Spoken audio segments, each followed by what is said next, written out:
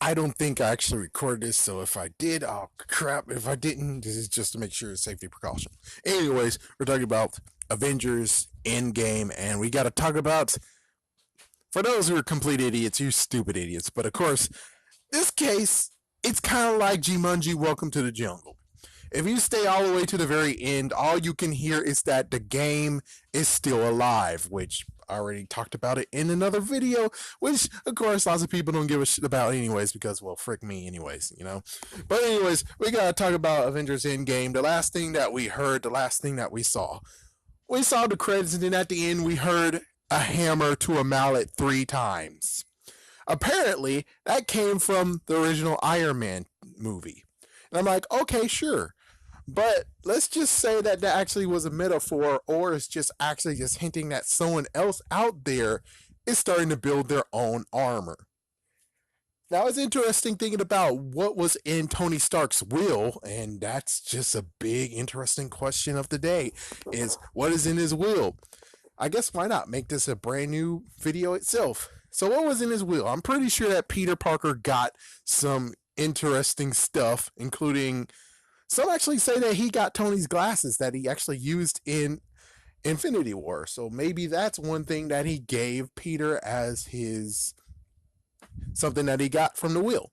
But anyways, more than anything, we got to talk about the 3 candidates that actually might be wielding that hammer. It can't be Pepper because she already has the Tony Stark. She already has Iron Man armor. She has a rescue suit, and I'm like, thank goodness. It should have been there in Iron Man 3. But of course, you know, you can't really have the rescue armor and then have Pepper in trouble in Iron Man 3. It doesn't really work that way. So, let's go with number 1. We got the boy from Iron Man 3. He's a teenager now. Since he's a teenager now, I'm pretty sure he might actually have done stuff, because it seems to me that he actually might have actually excelled, and we don't know if he actually he grew, so that means that technically he didn't miss anything from the snap. I think he stayed in the snap, meaning that he advanced his knowledge and everything else. So that's one thing that you kind of can consider. So the kid, he could have actually he's starting to make his own Iron Man armor, and that makes perfect sense.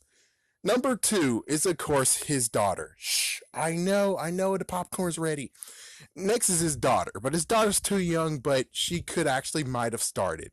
Who really knows? And of course, number 3 is of course freaking Riri. That's right, Ironheart. That could be number 3. That's the wild card that we don't know, but she is there, so it might actually happen. So there's the 3 candidates. More than anything, everyone will circle number 1. It's that freaking boy. It's the boy. He actually is going to get the Iron Man armor. Which, personally to me, looking at this is kind of like Death of Superman. Where it's like someone's going to try to take Superman's place, which in our case is take Iron Man's place. So we have Pepper Potts who can do it. We have Spider-Man who can do it. Mysterio's trying to throw his hat in the ring. We have the boy. The boy might actually start doing something too, which I really hope so. I know it. I should know his name, but I can't really remember it. And of course, we have the 2 other candidates, but I'm pretty sure the daughter's just too young and it's kind of foolish for her to do it. And then, of course, we have Riri, which she can actually do it. She could do it. I mean, why not? I mean, if they're going by the comics, and sadly, Ultimate Comics, Spider-Man, Ultimate Spider-Man, that comic went downhill, and they're not doing that. So they based off of it, but they're not truly basing off of it anymore.